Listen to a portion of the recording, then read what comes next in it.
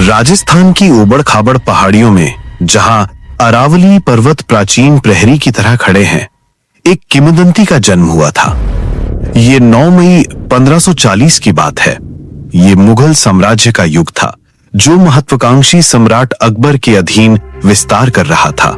लेकिन मेवाड़ राज्य में एक बालक का जन्म हुआ जिसका नाम प्रताप सिंह रखा गया। वो मेवाड़ के शासक महाराणा उदय सिंह द्वितीय और उनकी रानी जयवंता बाई के पुत्र थे। दुनिया को क्या पता था कि ये बालक, जिसे महाराणा प्रताप के नाम से जाना जाएगा, अटूट प्रतिरोध का प्रतीक बनेगा, एक योद्धा जो अधीनता से अधिक सम्मान को चुनेगा और साम्राज्य से अधिक स्वतंत्रता को। प्रताप का प्रारंभिक जीवन राजपूत परंपराओं में डूबा हुआ था। उन उग्र योद्धाओं में जो शूरवीरता, वीरता और धर्म यानी कर्तव्य के कोड से बंधे थे। कुंभलगढ़ किले में जन्मे वो अपने पूर्वजों की कहानियों के बीच पड़ा हुआ। महान राणा सांगा जिन्होंने आक्रमणकारी बाबर से युद्ध किया था, और राणा कुंभा जो विशाल किलों के निर्माता थे। छोटी ही उम्र में प्रताप को युद्ध कला में प्रशिक्षित किया गया। उन्होंने तलवार चलाना, दुर्गम इलाकों में घोड़ों पर सवारी करना और तीरंदाजी में महारत हासिल की।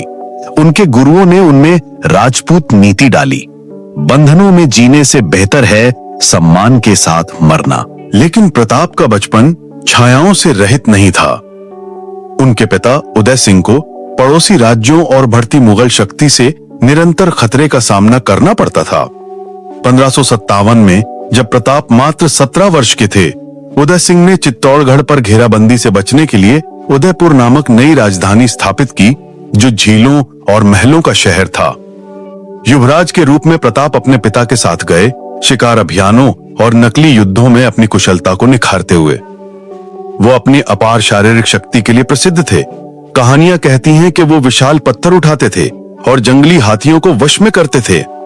उनका प्रिय घोड़ा चेतक, एक वफादार काठियावाड़ी नस्ल का घोड़ा, उनका निरंतर साथी बन गया, जो योद्धा और उसके घोड़े के अटूट बंधन का प्रतीक था। प्रताप ने परंपरा के अनुसार कई विवाह किए, अन्य राजपूत कुलों से गठबंधन बनाने के लिए। उनकी पहली पत्नी अजबदे पंवार उनकी विश्वास पात्र और सलाहकार थीं, जो मेवाड़ की संप्रभुता के उनके सपनों में भागीदार थीं।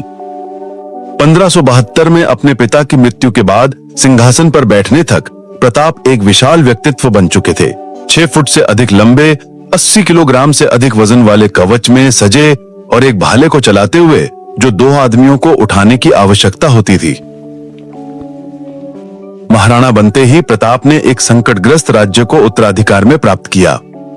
मेवाड़ अंतिम प्रमुख राजपूत राज्य था जो मुगल अधिपत्य का विरोध कर रहा था।